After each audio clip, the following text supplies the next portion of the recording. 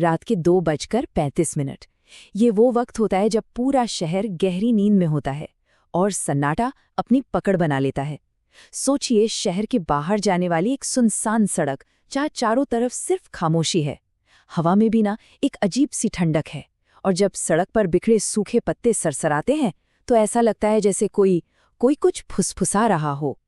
और तभी उस खामोशी को चीरती हुई एक काली एसयूवी तेजी से आगे बढ़ रही थी। अचानक अंधेरे में से एक विशाल ट्रक सामने आता है और उसे अपनी चपेट में ले लेता है। धातु के मुड़ने और कांच के टूटने की एक ऐसी दिल दहला देने वाली आवाज गूंजती है जो रूह कंपा दे। ये सिर्फ एक हादसा नहीं था, ये एक बहुत बड़े भयानक रहस्य की बस एक शुरुआत थी। और इस पूरे हादसे के बीच में था स्वस्तिक, एक बहुत ही मशहूर यूट्यूबर जो अपने लाखों फॉलोअर्स के लिए किसी भी हद तक जा सकता था। और अपनी आखिरी रात वो एक ऐसा चैलेंज लेने जा रहा था जो उसकी दुनिया हमेशा हमेशा के लिए बदलने वाला था। तो चलिए इस कहानी की शुरुआत करते हैं, एक घातक शुरुआत, और मिलते हैं स्वस्तिक से। इस दुनिया में भूत प्रेत जैसी कोई चीज नहीं होते। ये लाइन सिर्फ स्वस्तिक का मानना नहीं था, ये उसका हथियार था। अपने YouTube channel the night Hunter पर वो इसी एक सोच के साथ अलौकिक यानी सुपरनैचुरल दुनिया को चैलेंज करता था। उसका सीधा सा कहना था, डर हमारे दिमाग की उपज है, हकीकत में ऐसा कुछ नहीं होता। और लोगों को उसका ये बेखौफ अंदाज गजब का पसंद था। लाखों सब्सक्राइबर्स उसे फॉलो करते थे, ये देखने के लिए कि कैसे वो भूता कहे जाने वाली जगहों पर जाकर अंधविश्वास का पर्दाफाश करता है। हर वीडियो के आखिर में वो एक ही बात साबित करता, ये सब हमारे मन का वहम है और कुछ नहीं। तो अपने आखिरी लाइव स्ट्रीम के लिए स्वस्तिक ने एक बहुत ही खास चुनौती चुनी थी, एक ऐसी जगह जहां जाने की कोई हिम्मत तक नहीं करता था। उसकी आखिरी मंजिल थी शहर से करीब 20 किलोमीटर दूर बना एक वीरान अनाथालय। कहते हैं 15 साल पहले आग में ये जगह तबाह हो गई थी, और उस आग में कई बच्चों और उनकी केयरटेकर की मौत हो गई थी। वहां के लोग बताते हैं कि आज भी रात में वहां से रोने और खिलखिलाने की आवाजें आती हैं। और यही वो जगह थी जहां स्वस्तिक अपना 3 AM चैलेंज पूरा करने वाला था। टूटे हुए दरवाजे को धकेलकर जैसे ही वो अंदर गया, हवा में जलने की और सीलन की एक अजीब सी महक थी। वो हंसा और अपने दर्शकों से बोला, चलो देखते हैं आज यहाँ कौन से भूत हमारा इंतजार कर रहे हैं। फिर उसने अपने मोशन सेंसर सेट करने शुरू कर दिए। उसके चेहरे पर आत्मविश्वास था, डर का तो मानो नामो निशान ही नहीं था। और बस यहीं से अजीब घटनाओं का वो सिलसिला शुरू होता है जो धीरे धीरे स्वस्तिक के आत्मविश्वास की धज्जियां उड़ाने वाला था। पहले तो सब कुछ वैसा ही था जैसा स्वस्तिक ने सोचा था, एकदम नॉर्मल। एक सेंसर बजा तो उसने मजाक में कह दिया, अरे चूहा होगा। लेकिन फिर एक साथ अलग अलग कमरों में रखे 3 सेंसर बज उठे। ये थोड़ा अजीब था। अब उसका आत्मविश्वास डगमगाने लगा था। फिर कमरे में अचानक ठंड बढ़ गई, मतलब इतनी ठंड कि उसके मुंह से भाप निकलने लगी।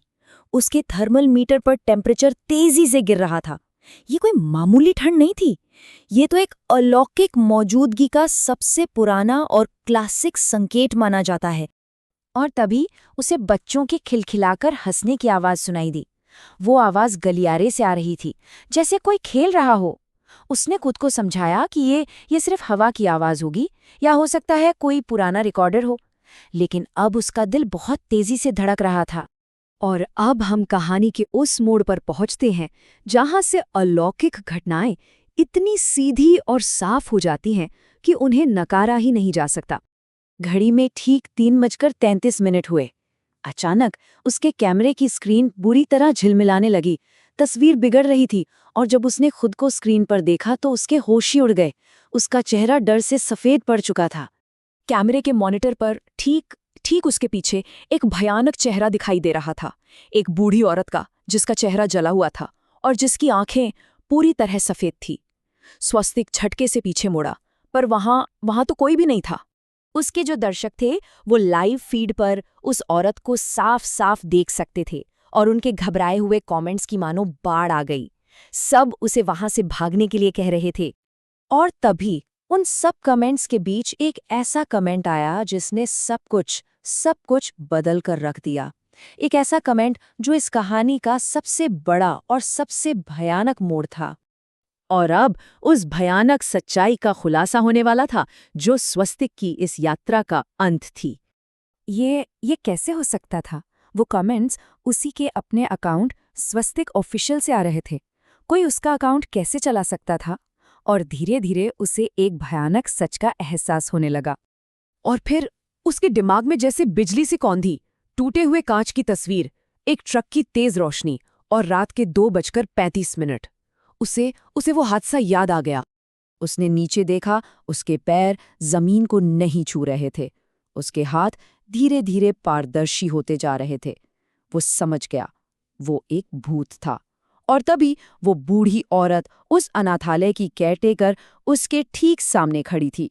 ऐसा लग रहा था जैसे वो उसी का इंतजार कर रही हो। अगली सुबह जब पुलिस उस अनाथालय पहुंची तो उन्हें वहां सिर्फ एक कैमरा मिला और कुछ नहीं। ऑफिशियल पुलिस रिपोर्ट में ये बात एकदम साफ थी, स्वस्तिक की मौत रात 2:35 पर हुए कार हादसे में ही हो गई थी। उसका शरीर कभी अनाथालय पहुंचा ही नहीं था। तो सवाल ये उठता है कि अगर स्वस्तिक मर चुका था तो उस लाइव स्ट्रीम का आखिरी फ्रेम आखिर किसने रिकॉर्ड किया? क्योंकि पुलिस को जो फुटेज मिला है उसमें स्क्रीन के काला होने से ठीक पहले वही बूढ़ी औरत सीधे कैमरे की तरफ घूर रही थी।